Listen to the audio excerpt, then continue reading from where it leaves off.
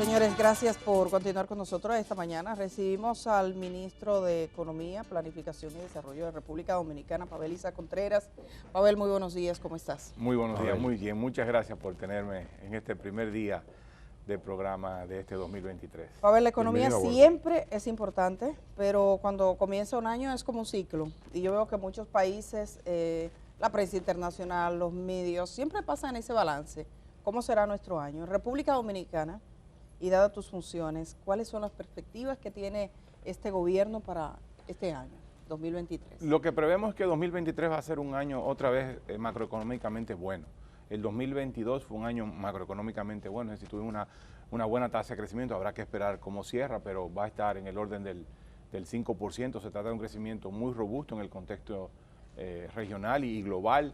Vamos a tener una tasa de inflación que ya está cayendo, va a cerrar un poco por encima del 7%, porque hay que recordar que en abril estaba casi en 10%, y en el año que viene vamos a cerrar en una tasa de inflación normal. Las cuentas externas están bastante bien, las cuentas fiscales, que han estado muy presionadas por los fuertes subsidios como parte del paquete de política antiinflacionaria, al final van a cerrar con un déficit apenas 0.6 puntos porcentuales por encima de lo que se previó en el primer presupuesto cuando se sometió en el año a finales de 2021. Se iba a cerrar el déficit probablemente en el equivalente al 3.6% del Producto Interno Bruto, cuando iba a cerrar lo que se preveía antes de la crisis de precios, era que iba a cerrar en el equivalente al 3%.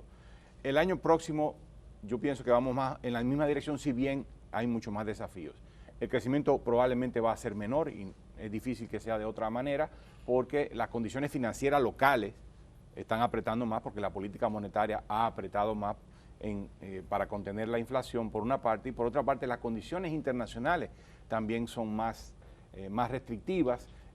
Difícilmente vamos a tener un crecimiento del turismo tan intenso como lo vimos en 2022. Tampoco es probable que no tengamos un crecimiento de las exportaciones tan fuerte. Vamos a tener crecimiento de ambas cosas, pero no tan intenso como en 2022. ¿Por qué cambió eso?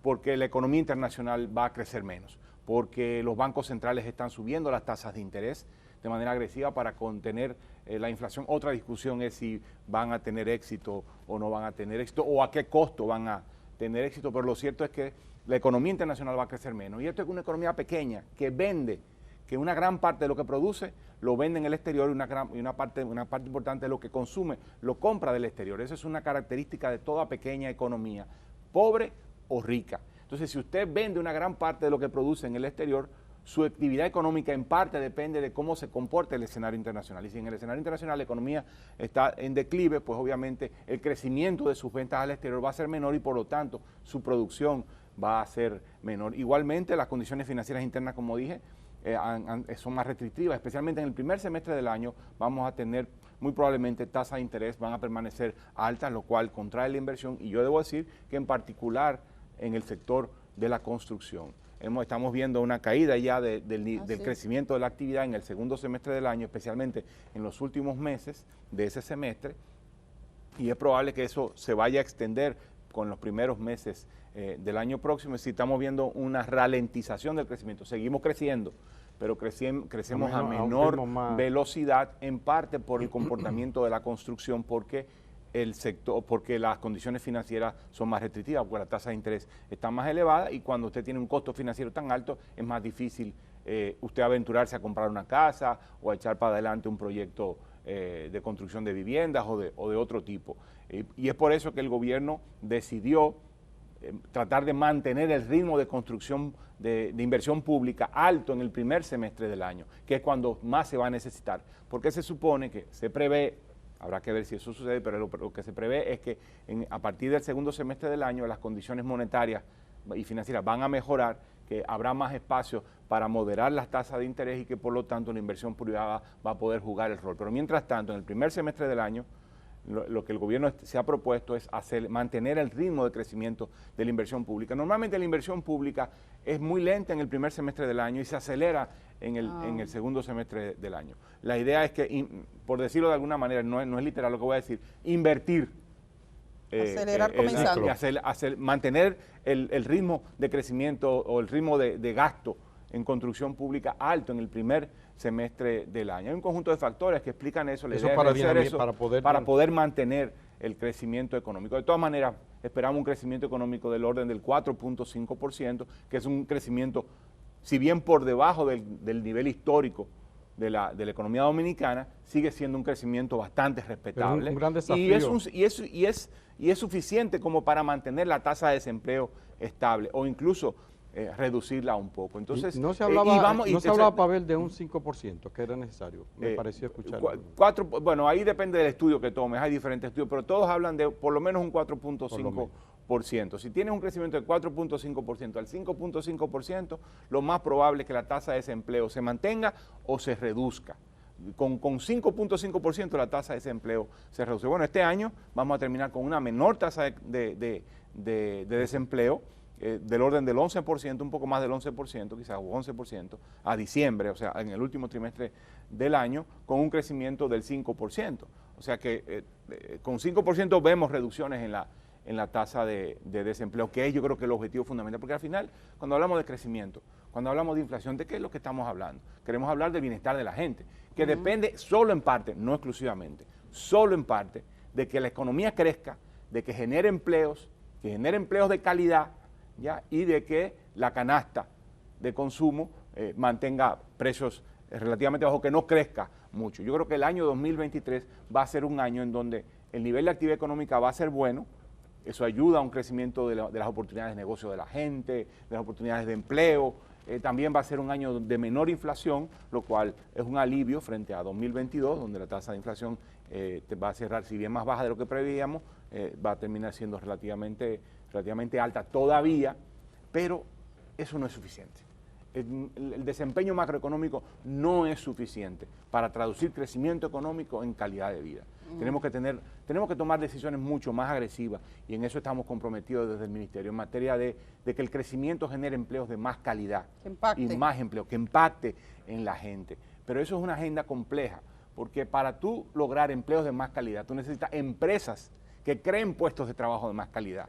Y tú necesitas personas que ocupen esos puestos de más calidad. Entonces tú necesitas una transformación profunda del tejido productivo, que las pequeñas empresas tengan oportunidades de expandirse, de que las empresas necesiten transformaciones tecnológicas, que se aventuren a hacer transformaciones tecnológicas porque vean que el escenario es propicio para eso y por lo tanto creen puestos de trabajo que demanden personal más calificado, pero también tú necesitas una política muy agresiva de formación de personal y de fortalecimiento de las capacidades humanas a nivel general, para que te permita que esa gente ocupe esos puestos que deben tener mayor calidad, en el sentido de que se demanden más calificación, pero al mismo tiempo que paguen mejores salarios y que paguen y que sean más seguros. Entonces, eso es uno de las grandes vías por las cuales tú transformas crecimiento económico en calidad de vida. Eso, la economía dominicana ha adolecido de eso por mucho tiempo. Es decir, de que ha crecido mucho, pero el tipo de empleo que genera, y eso es bueno que crezca, porque se genera más empleo y eso, pero no se generan suficientes empleos de calidad. El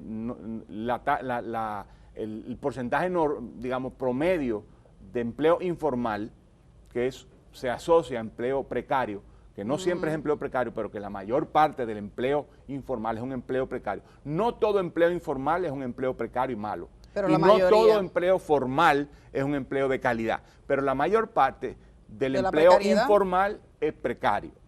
Y por lo tanto hay que apostar por empleos cada vez más formales, o si hay algunas políticas focalizadas que puedan transformar empleo informal en no precario, pues también habría que empujarlo. Entonces eso es una de las grandes avenidas por las cuales tú logras transformar, repito, crecimiento económico en calidad de vida. El otro tema es servicio público. O sea, una parte del crecimiento económico lo captura el gobierno, una parte pequeña o insuficiente, 14%, 15%, de todo lo que produce la economía lo captura el Estado a través de los impuestos. ¿Pero y para qué es eso? Bueno, debe ser para financiar servicios públicos de calidad y con gran cobertura. Y sin embargo, tenemos muchas dificultades en lograr eso. Cada servicio público aquejado por una situación particular que hay que enfrentar, pero también porque los recursos son insuficientes. Con un 14% de presión tributaria, es decir, con esa cantidad de recursos que captura el Estado, y si encima de eso, una parte de eso tienes que destinarlo al pago de los intereses de la deuda pública. Es decir, el Estado captura el 14%, el 15%, pero 3% del PIB se destina al pago de intereses de la deuda pública. Entonces, eso drena, digamos, la capacidad que tiene el Estado. Recauda poco y una parte de eso tiene que destinarlo al pago de intereses de la deuda pública que viene de mucho tiempo. Entonces, eso hace que el tamaño del bizcocho para poder financiar recursos, servicios públicos de calidad sea bastante restringido. Entonces, necesitamos darle vuelta a eso. Con lo poco que tenemos hay que hacer de tripa corazón, y esa es la misión del Ministerio de Economía, Planificación y Desarrollo, tratar de ver dónde están las sinergias entre los pequeños montos que tienen cada una de las entidades públicas para lograr dar servicio público de calidad, ¿no? Entonces esa es la dinámica. Pero al final necesitamos incrementar la cantidad de recursos que captura el Estado. Necesitamos gastar más, recaudar más, gastar más y gastar mejor. A ver, pero aquí se nos pasaron décadas, más de una década, yo recuerdo muy bien, porque hacía la pregunta insistentemente sobre el tema de la deuda y nos decía, no hay problema con eso, podemos seguir cogiendo prestado. Y uno sabe que si cobra y tiene que pagar la mitad o un 30% de lo que cobra en interés, en tarjeta de crédito y no sé qué cosa, eso nunca le va a alcanzar. Pero bueno, nos engañaron, pienso yo, con eso, que no es que todas las deudas son malas, No, bueno que mira, tú lo expliques, pero un país no avanza así, cogiendo prestado, cogiendo fiado. Definitivamente necesitas que el peso de la deuda sea menor, y para eso necesitas más recursos, necesitas recaudar más, porque es muy bajo lo que recaudas, ciertamente. El problema de la deuda en este momento es manejable, ha sido manejable durante años, pero no significa que no sea un problema, porque si tú de cada 100 pesos que produce la economía recaudas 15, pero de esos 15 tienes que destinar 13 al pago de intereses, pues claro que tienes un problema. Y no solo eso, para tú mantener el presupuesto funcionando, tienes que refinanciar las deudas que se te vencen.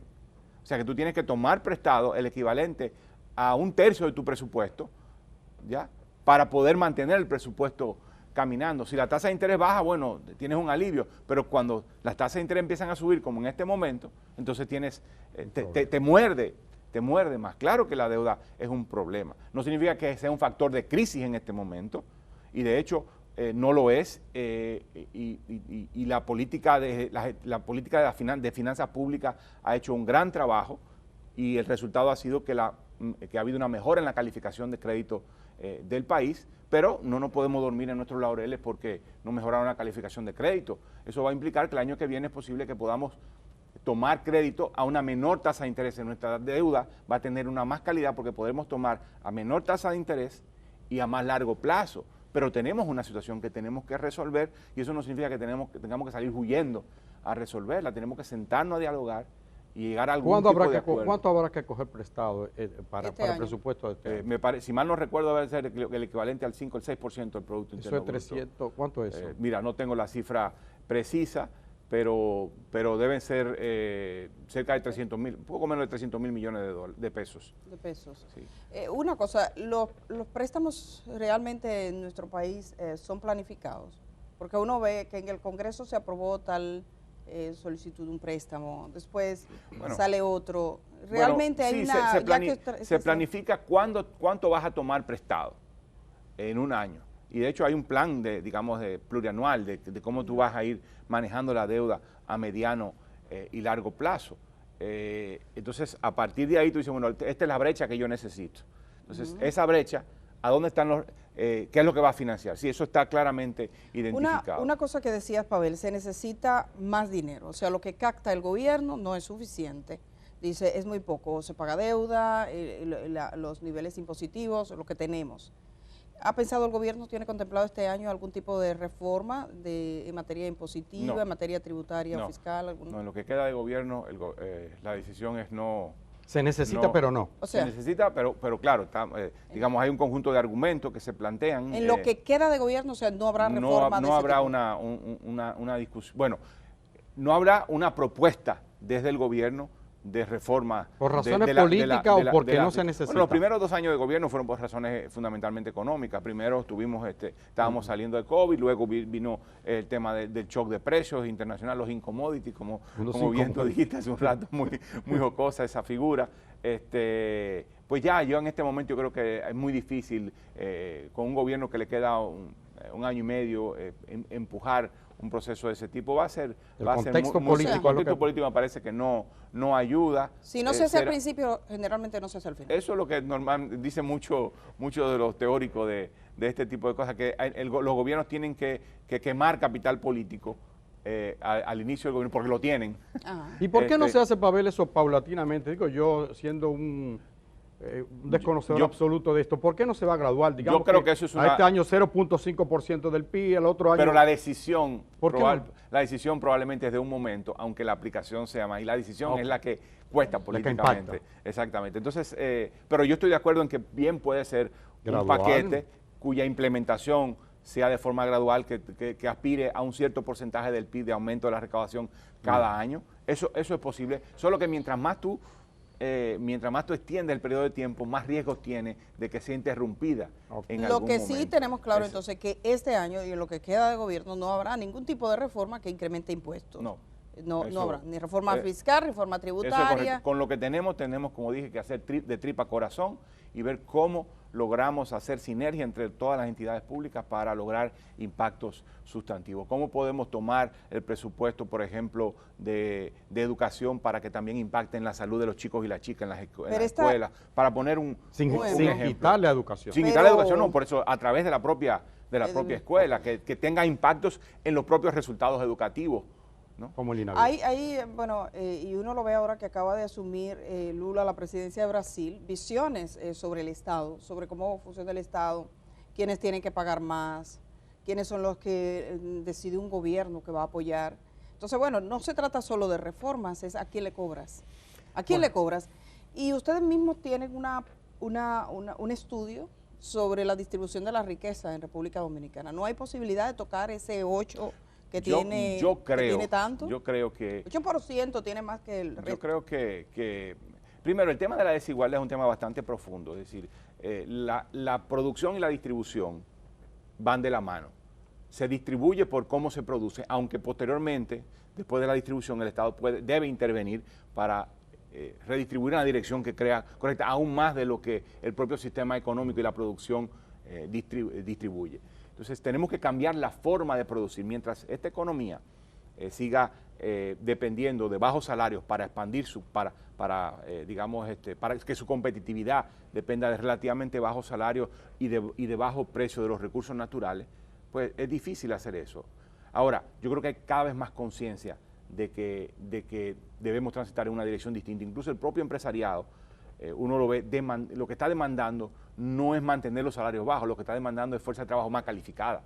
Eso es lo que está necesitando para poder competir internacionalmente. Es un tema bastante interesante ver cómo el empresariado está moviéndose, se ha movido históricamente desde una posición de contención y defensa de mantener los salarios, que no aumenten mucho los salarios mínimos, a una posición más flexible en la cual están más preocupados por otros elementos, incluyendo la sostenibilidad ambiental o el tema de... Es que se quedarán fuera si no son competitivos. El mundo de hoy lo deja fuera. Yo creo que eso te abre una oportunidad de ir transformando el aparato productivo, ir fortaleciendo las habilidades humanas, porque es lo que está demandando la competitividad. Eso, digamos, es un tema estructural de cómo tú transformas el aparato productivo para que no dependa tanto de fuerza de trabajo barata. ¿Cómo podemos hacer una agricultura más competitiva con fuerza de trabajo, que no depende de la fuerza de trabajo migrante pobre, con salarios paupérrimos? ¿Cómo podemos hacer que la construcción, que es uno de los sectores más dinámicos de la economía y que ala la manufactura, la industria, cómo podemos hacer que su crecimiento no dependa también de fuerza de trabajo ultra barata, ¿no? y inmigrante, situación irregular, sino que podamos ir incorporando personal cada vez más calificado con mayores salarios? Es un desafío, repito, estructural, eso por ese lado. Pero mientras tanto, el Estado está en la obligación de hacer, de actuar para redistribuir y a través del sistema fiscal. Y cualquier reforma que se haga de la estructura impositiva en este país necesariamente tiene que incorporar ese elemento de ir detrás de las rentas más altas, que permitan que el Estado tenga la capacidad de financiar lo que el propio empresariado está demandando, que es fuerza de trabajo más calificada, protección de los recursos naturales, ordenamiento del territorio, por ejemplo. Y son sinceros ahí. los empresarios, ¿usted cree? Bueno, yo no voy a juzgar eso, por lo que estoy viendo es ese tipo de demanda y lo tomo a prima facie. Pavel, los tres de los pilares de la economía dominicana dependen de factores extranjeros. Uno, el turismo, otro, la remesa, la minería, por ejemplo, y también está el tema de los incommodities que decíamos ahorita, el petróleo, materia prima, etcétera, etcétera, etcétera. Todo fuera de la mano del gobierno. Usted es el ministro de Economía, Planificación y Desarrollo, de modo que tiene una gran responsabilidad. ¿Qué está haciendo, qué va a hacer o qué piensan ustedes que se debe hacer para ir cambiando eso? Aunque es una realidad que no depende mucho de nosotros, pero ¿cómo hacer una economía, digamos que, no que autosuficiente, porque son muy pequeñas, ¿verdad que sí? Correcto. Pero sí menos dependiente. Y más resiliente. Más resiliente. Que aguanten más los golpes efectivamente. Externos. Mira,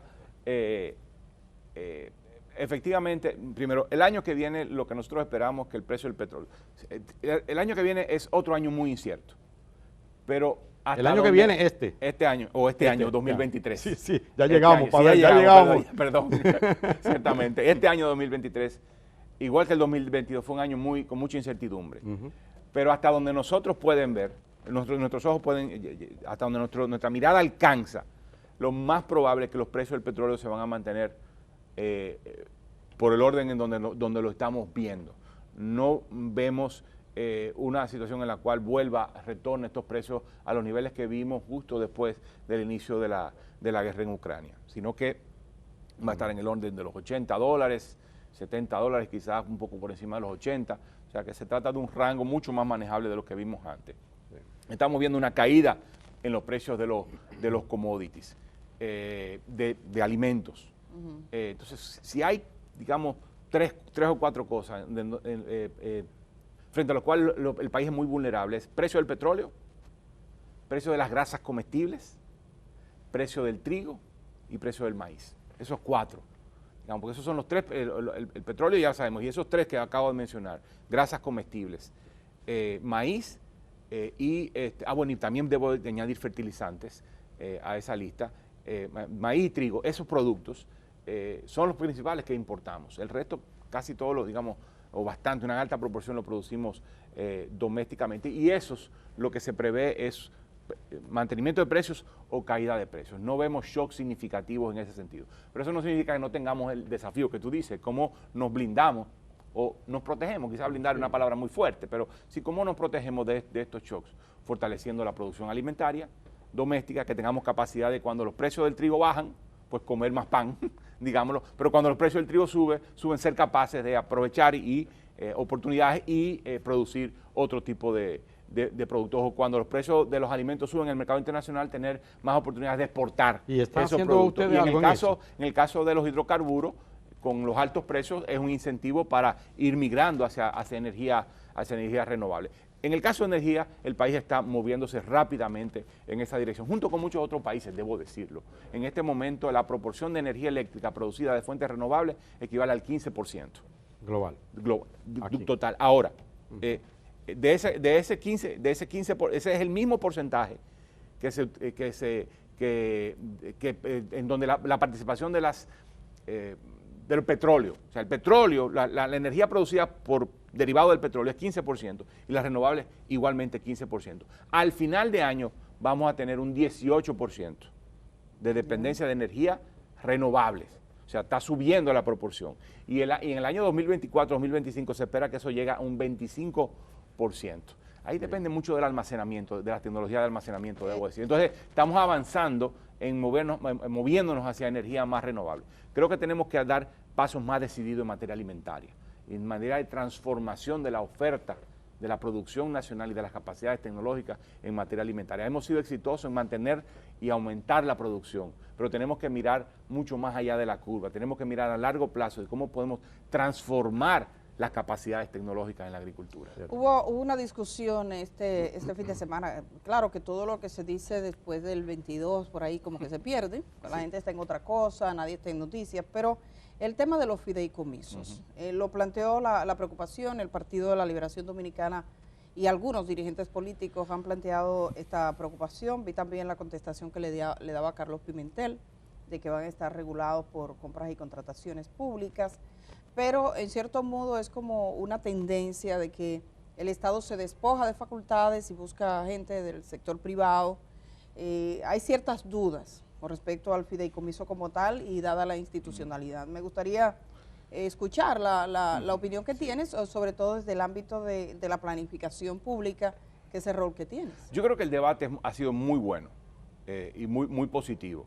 El abogado Olivo Rodríguez Huerta escribió algo al respecto muy interesante. Carlos Pimentel, director general de compras públicas, también hizo su aporte. Ha habido aportes bien interesantes. Yo creo que el debate es absolutamente necesario.